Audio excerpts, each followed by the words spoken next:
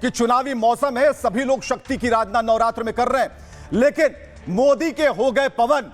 पवन कैसे मोदी के हो गए ये हम आपको जरूर बताएंगे, लेकिन सबसे पहले शक्ति की उपासना वाली तस्वीर जरा आपको दिखाते हैं। दिल्ली में मां दुर्गा की पूजा करते हुए नरेंद्र मोदी की तस्वीर, जिसमें शक्ति की आराधना करते हुए नरेंद्र मोदी देखे जा रहे हैं। मां की आरती उन्होंने उतारी है, तो ये तस्वीरें बता रही है।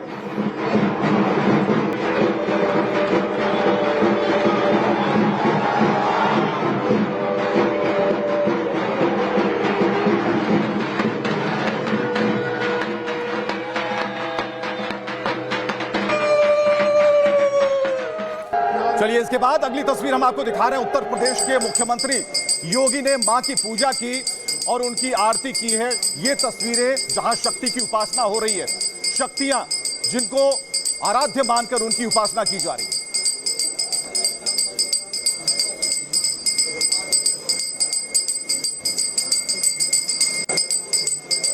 तो मां की आराधना के बाद अगली तस्वीर हम आपको लाने जा रहे हैं। ये पवन सिंह, जिन्हें पावर स्टार कहा जाता है, शक्ति की आराधना और शक्तिशाली माने जाते हैं भोजपुरी इंडस्ट्री में। पवन सिंह की ये तस्वीरें हम आपको दिखा रहे हैं। पवन सिंह जो कि पावर स्टार हैं, तो पवन सिंह, अमित शाह से उनकी मुलाकात हुई और वहीं पर अंगोछा देकर, जो बिहारी संस्कृति में सबसे महत्वपूर्ण होता है, उन्होंने स्वागत किया। पवन सिंह से मुलाकात हुई, अमित शाह की बातचीत हुई, बाहर निकले, लेकिन ज्यादा कुछ नहीं कहा। अगली तस्वीर मैं दिखा रहा हूं, जेपी नड्डा से मुलाकात की यह तस्वीर है।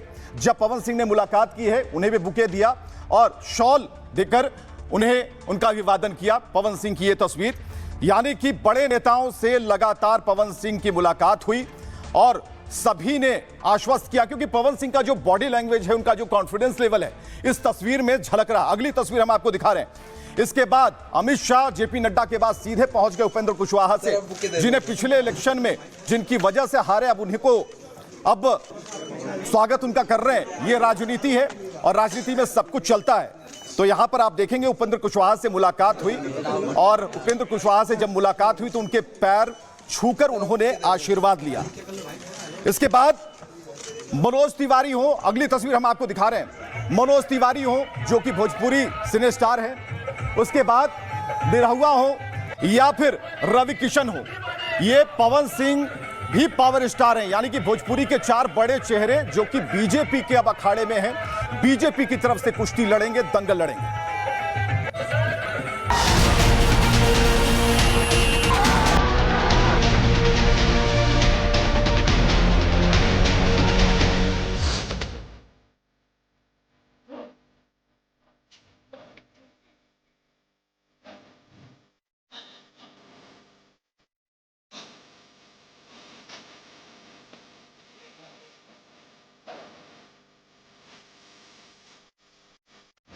बीजेपी ने चुनाव ऐलान से पहले बड़ा धमाका कर दिया है।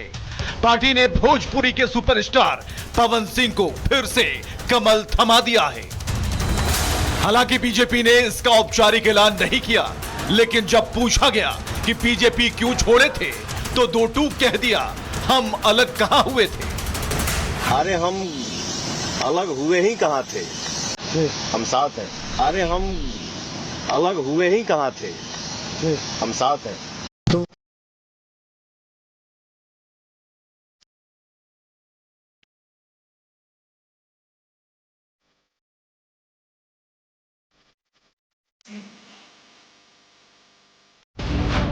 दरअसल अमित शाह के बिहार की कमान संभालने के बाद से ही तस्वीरें साफ हो गई थी कि बिहार में इस बार के चुनाव में कुछ बड़ा होने वाला है, जो गेम चेंजर साबित हो सकता है। लेकिन अमित शाह के इस मास्टर स्ट्रोक ने विपक्ष की नींद उड़ा दी है।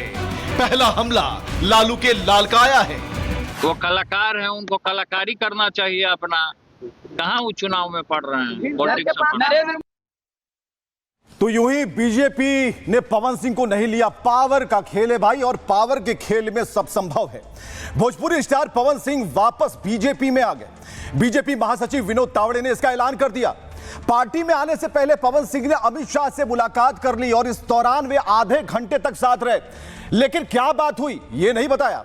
अमित शाह से मुलाकात के बाद वे बीजेपी अध्यक्ष जेपी नड्डा के पास पहुंचते हैं और जेपी नड्डा को भी शॉल भेंट किया, लेकिन वहां भी क्या बात हुई पवन सिंह ने कुछ नहीं बताया। नड्डा से मिलने के बाद पवन सिंह ने आरएलएम नेता उपेंद्र कुशवाहा से मुलाकात की, उन्हें भी गमछा ओढ़ाया, उनके पैर छूकर आशीर्वाद मांगा और इस दौरान पवन सिंह के साथ बीजेपी नेता विनोद तावड़े भी वहीं पर सोफे पर बैठे थे। खबर है कि पवन सिंह चुनाव लड़ने वाले हैं, लेकिन इतनी ही बात नहीं है, कुछ और बातें हैं। चलिए हम आपको बताते हैं कि क्या बात है। इसे बीजेपी का मास्टर स्ट्रोक माना जा रहा है। पवन सिंह के एनडीए में आने से बड़ा असर पड़ेगा। पूर्वांचल में पवन सिंह की फैन फॉलोइंग जो है बहुत अच्छी है और खास तौर से शाहबाद इलाके में एनडीए मजबूत स्थिति में होगी, क्योंकि शाहबाद इलाके में विधानसभा की 22 सीटें हैं। यहां यादव, राजपूत और ब्राह्मण वोटों का संतुलन अहम है। शाहबाद की ज्यादा सीटें महागठबंधन ने जीती थी और 2024 के लोकसभा चुनाव में भी इंडी भारी था, लेकिन अब खेल बदलता दिख रहा है। खेल अब कैसे बदल रहा है, ये नक्शा है, बिहार का नक्शा यहां पर है और इस नक्शे में अगर आप देखेंगे तो आपको पता चलेगा कि बक्सर, भोजपुर, रोहतास और कैमूर ये वो इलाके हैं जो पवन सिंह के उतरने से ही प्रभावित यहां पर होते हैं। चलिए पवन सिंह ने क्या कुछ कहा और विनोद तावड़े जो उनके ठीक बगल में सोफे पर बैठे थे वो क्या कह रहे हैं, सुनिए।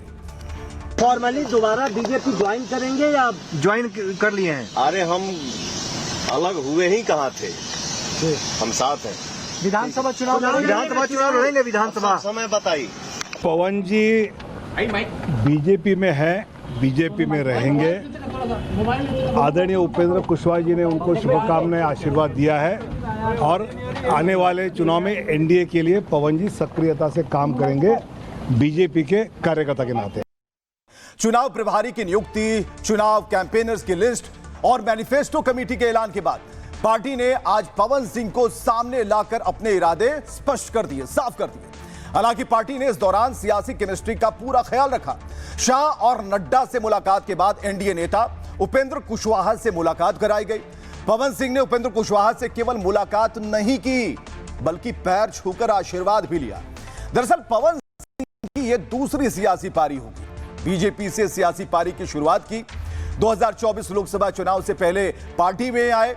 बीजेपी ने उन्हें बंगाल के आसनसोल से टिकट दिया और पहले वो तैयार हो गए, बाद में लड़ने से उन्होंने इनकार कर दिया क्योंकि बंगाली महिलाओं पर गाए हुए गीत को मुद्दा बनाया गया। इसके बाद पवन सिंह ने काराकाट सीट से टिकट की कोशिश भी की, लेकिन यह सीट उपेंद्र कुशवाहा की थी, इसलिए पार्टी ने मना कर दिया।